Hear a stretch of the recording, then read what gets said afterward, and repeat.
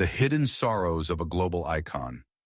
At over 80 years old, Mireille Mathieu remains a celebrated icon whose life behind the dazzling lights of the stage is marked by hidden sorrows. Born into poverty in Avignon and affectionately nicknamed Bimimi, her early years were defined by struggle and sacrifice.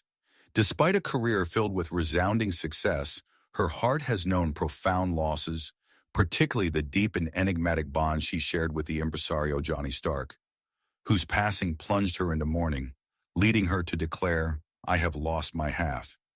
Join us as we dive into the depths of her legendary life to reveal the tragic undercurrents that continue to shape her legacy. How music became a lifeline in a difficult childhood.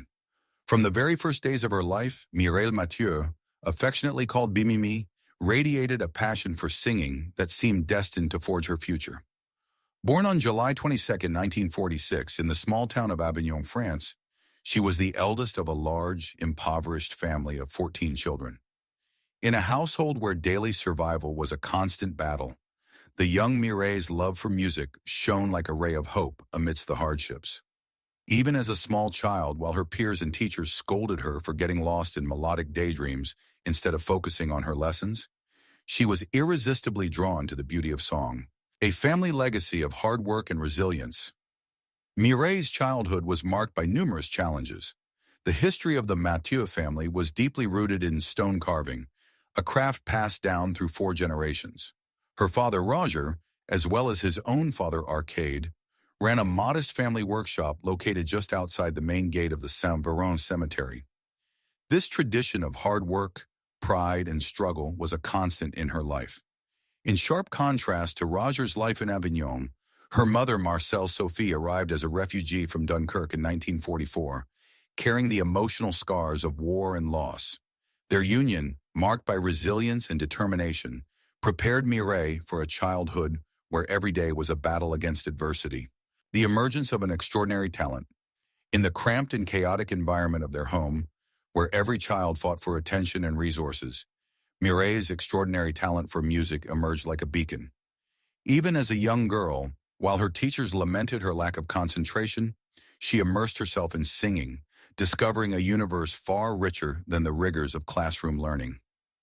This fervor for music reached a decisive moment during a humble Christmas Eve in 1950, when Mireille, then 4 years old, took the church stage during midnight mass. Her very first paid performance, rewarded simply with a lollipop, became a precious memory and a symbol of future promises. That evening, when she later saw the legendary Edith Piaf perform on television, Mireille's conviction in the transformative power of music was reinforced, igniting a dream that one day she too could dominate the stage. Overcoming personal and academic struggles. Despite her early passion, Mireille's path was not easy. Struggling in elementary school due to dyslexia, she had to repeat a grade. Her natural left-handedness, considered unconventional at the time, earned her severe punishments from teachers who enforced conformity. Under relentless pressure, she learned to write with her right hand, although her left hand continued to express itself through animated gestures on stage, a silent testament to her indomitable spirit. In 1954, the family situation began to improve when they obtained subsidized housing in the Malpigny district, offering some relief from their poverty. In 1961, the Mathieu moved to a larger home in the Croix des Oiseaux neighborhood, a change that had little impact on their economic difficulties. From the factory floor to the first signs of destiny. At only 14 years old, Mireille had to make a difficult decision. Since continuing her studies was no longer an option, she began working in a local factory in Montpavé. There, amidst the disciplined clatter of machines, her voice managed to break the monotony. During lunch breaks and long working hours, she sang with a joy that lifted not only her own spirits, but also those of her colleagues. Her sister Monique soon joined her at the factory, and together they endured grueling commutes on bicycles bought on credit, fighting against the violent gusts of the Mistral wind. This period later proved essential in forging her resilience. When the factory finally closed its doors, Mireille and her sisters found work as counselors in a summer camp. It was during this time that fate intervened in the form of a tarot reading by an old gypsy woman.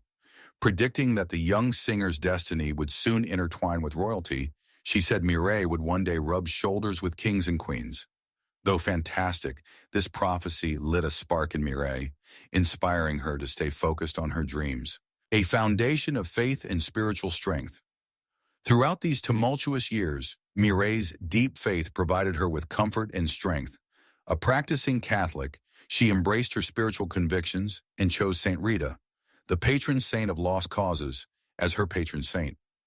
Her paternal grandmother Germaine had instilled in her the belief that Saint Rita would intercede for those facing insurmountable challenges. This quiet spirituality not only comforted her, but also subtly influenced her stage presence. Before every performance, she could be seen making the sign of the cross, a simple gesture that bolstered her courage and connected her to a higher purpose. At 13, she left the classroom behind. By 16, she was acclaimed as the second Edith Piaf. The rise of the new sparrow of Avignon. Mireille Mathieu's career is a testament to determination and the transformative power of music. In her early days, the factory, a world of discipline and hard work, was where her innate talent was first heard, rising above the hum of machines like an unmistakable lighthouse, announcing the destiny that awaited her. Barely 2 years after leaving school, she stepped into the local spotlight by participating in a regional talent contest in Avignon titled We Sing in My Neighborhood. The modest setting, a small stage lit by a single spotlight accompanied by a shared piano and a small group, was the crucible where her destiny was forged. The public, struck by the raw power of her voice, which some described as carrying the sound of an entire ocean, was captivated from the very first note. Despite her small stature of 5 feet and the inherent difficulties of working-class life, her striking appearance and unique beauty left an indelible mark. At only 16, the judges unanimously gave her the nickname, the New Sparrow, in honor of the legendary Edith Piaf, arguably the greatest French singer of the 20th century. This title went far beyond simple recognition of her vocal talent. It honored the passionate flame burning within her, announcing a legacy destined to exceed all local expectations. The meeting with Johnny Stark and the transformation. The following day, a major turning point occurred when her father signed an extraordinarily advantageous contract. In what felt like a modern fairy tale, her life was transformed overnight, moving from the factory routine to the dazzling world of shows, recordings, and media attention. At the heart of this metamorphosis was Johnny Stark, a legendary impresario nicknamed the American because of his name and his style. Having perfected his skills under the influence of American soldiers in his youth, Stark recognized Mireille's unique talent and took it upon himself to cultivate her potential, much like Colonel Tom Parker did for Elvis Presley. Under his direction, she began to forge her own artistic identity, moving beyond simple imitation of her idol. Stark's influence was decisive when Mireille participated again in the annual singing contest. Despite a stage of only 6 square meters shared with a piano and a small ensemble, the event drew a young and dynamic audience as well as talent scouts eager to discover new stars. It was in this intimate but energy-charged setting that her future was quietly launched. Following this early success, she took private singing lessons with Madame Laure Collier, a piano teacher who helped her perfect her natural gifts. Perseverance through early setbacks. However, her journey was not without obstacles. In one instance, her choice to perform love songs deemed too mature for her age caused her to lose to Michel Thor. And in 1963, her performance of Edith Piaf's Hymne à l'amour did not bring her victory, but perseverance eventually won out. In 1964, by singing Piaf's La Vie en Rose, she triumphed, winning not only a free trip to Paris, but also a pre-audition for the television show Jeu de la Chance, where amateur singers competed for both studio and telephone votes. Arriving in Paris was an overwhelming and transformative experience for Mireille. For me, Paris was the end of the world. I had never taken a train or seen a camera before. I didn't know what this adventure had in store for me, she later recalled. The vast stages, the dazzling spotlights, and the infinite possibilities of the capital contrasted sharply with the modest setting of Avignon, imbuing every moment with an aura of unexplored promise. Finding an independent artistic voice.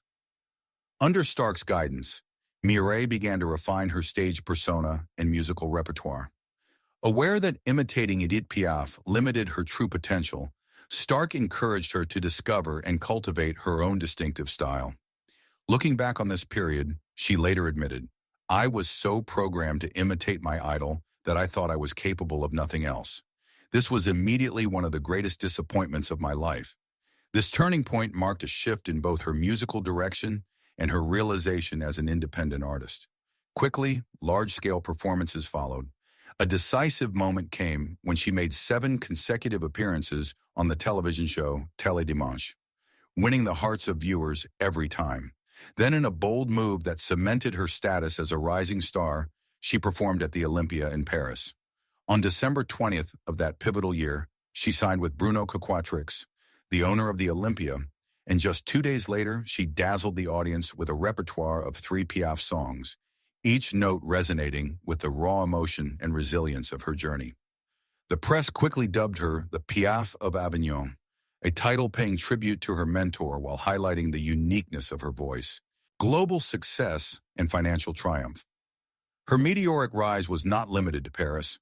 Throughout 1966 and 1967, she tirelessly toured France, leaving her mark in every city through her electrifying live performances.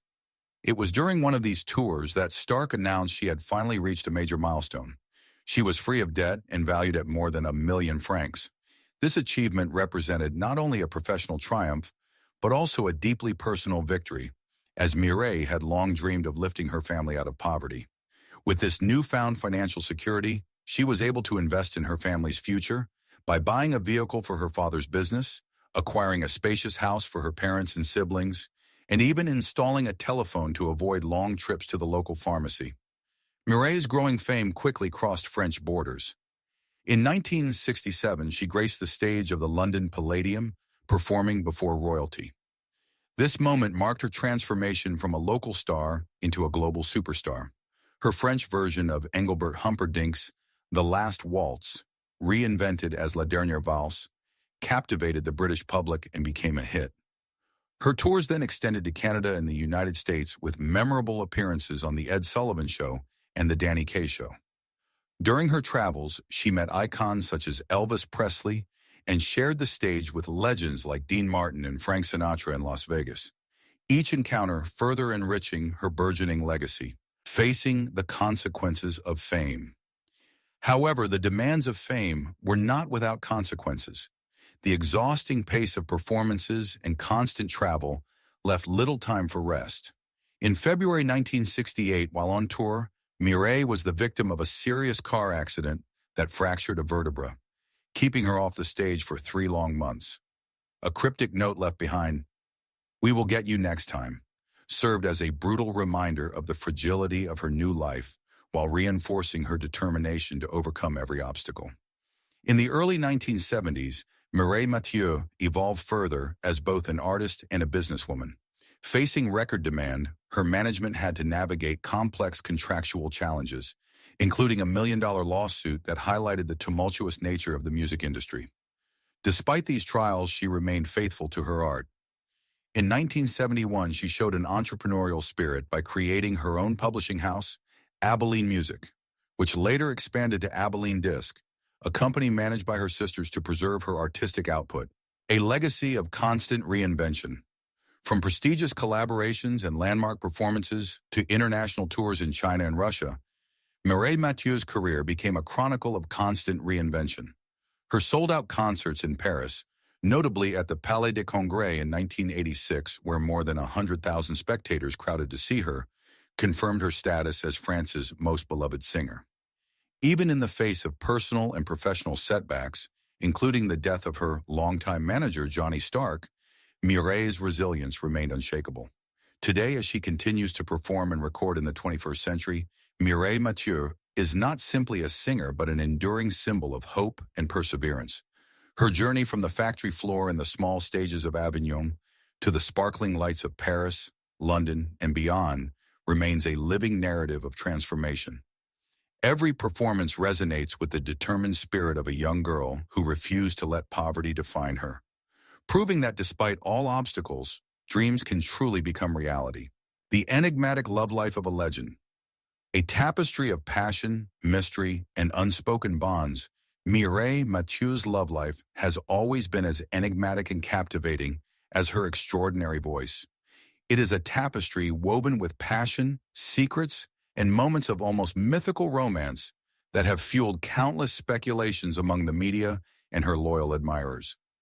Despite countless rumors and prying questions, she has always maintained a discreet silence about the intimate details of her relationships, preferring to let her music speak for itself rather than revealing the hidden chapters of her personal world. One of the most persistent subjects of intrigue has been the role of Johnny Stark, her legendary impresario, in her life and in love. Whenever she was asked about his influence, the iconic singer, celebrated as one of the greatest French voices of her generation, responded with deliberate vagueness. Some even speculated that the man who orchestrated her meteoric rise might have been more than just a manager. Perhaps he was her first great love. Although the truth remained elusive, she once stated, "Johnny Stark is my wonderful angel. He lived for me, and quite simply, I sang for him." In those few words lay the essence of a relationship that defied simple categorization, a bond-blending mentorship, deep affection, and an intimacy that went beyond the professional framework. The architect of her identity, Stark, affectionately nicknamed the American because of his distinctive style and origins, was much more than a simple manager. He was the architect of her transformation, taking her from a promising young singer to a true superstar. With unwavering determination and rigorous demands, he steered her away from constant comparisons with Edith Piaf and pushed her to forge her own identity. His frequent warning, "You are not her," resonated deeply as he meticulously shaped every aspect of her public persona, from her famous bob cut that set global trends to the delicate chain around her neck that he considered a symbol of her individuality and strength.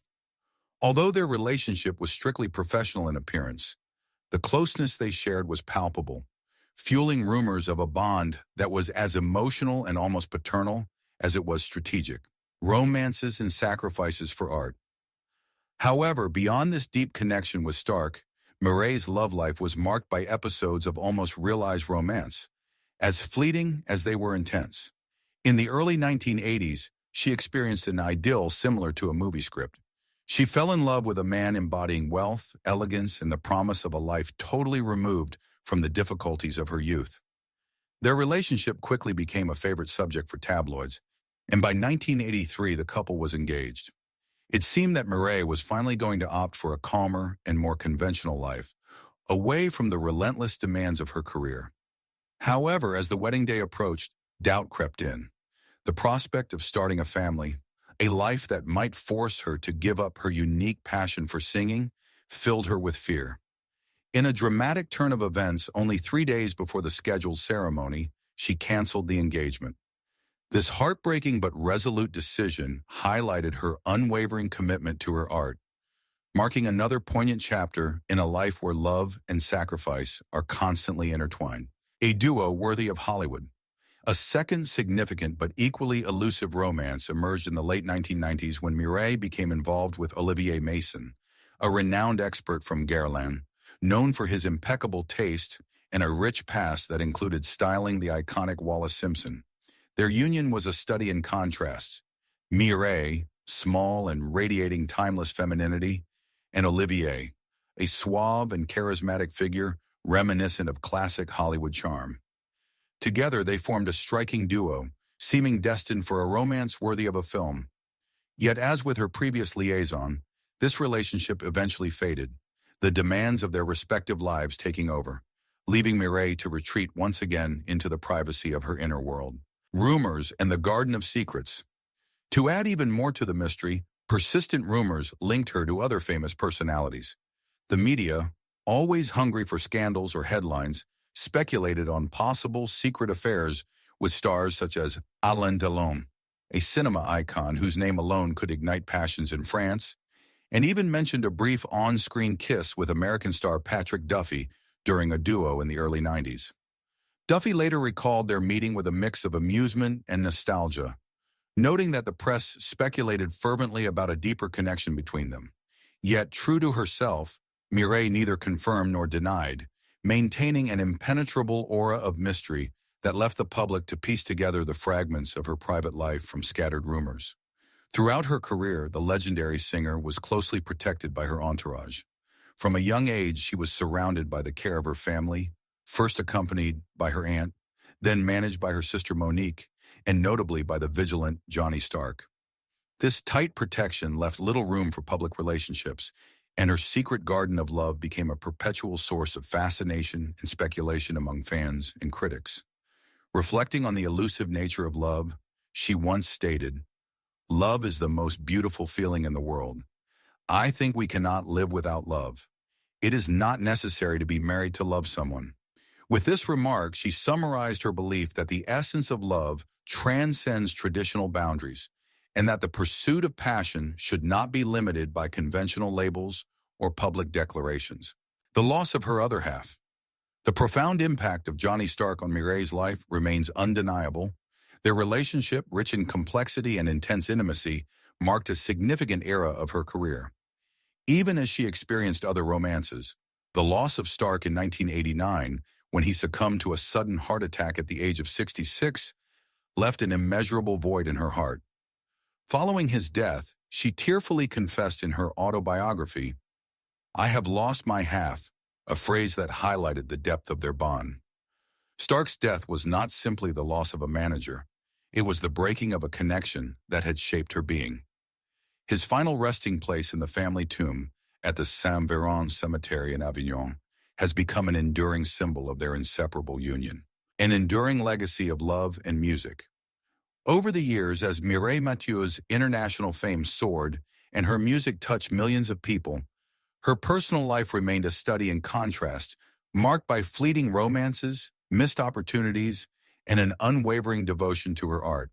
Despite the allure of potential love and the pain of missed chances, she never let her experiences eclipse her creative legacy. Today, even as the decades pass and her status as an icon becomes increasingly consolidated, Mireille continues to believe in the possibility of love. Echoing her timeless refrain, "Life is beautiful," she believes that life is enriched by love, a vital force that makes every moment more precious, even if it remains hidden from the public eye. Her enigmatic love life, much like her music, is a fascinating tapestry, a blend of passion, mystery, and a quiet resilience that continues to inspire and intrigue fans around the world. As we have seen, the legendary French singer, now over 80 years old, has experienced extraordinary highs and heartbreaking lows. Her life was marked by the haunting but enigmatic bond she shared with Johnny Stark, a relationship so deep that she once tearfully declared, "I have lost my half." Since his passing, many have wondered if this loss prevented her from truly opening her heart to love again. What do you think? Has Mireille's love life been forever transformed since the departure of Johnny Stark? Or is there still hope for new beginnings during these golden years? Let us know your thoughts in the comments below. If this story changed the way you look at the legends of the stage, please subscribe to our channel. We are excavating the history they tried to bury. Plant the seeds for the future. The next treasure will be revealed soon. Please like and share this video to help us grow.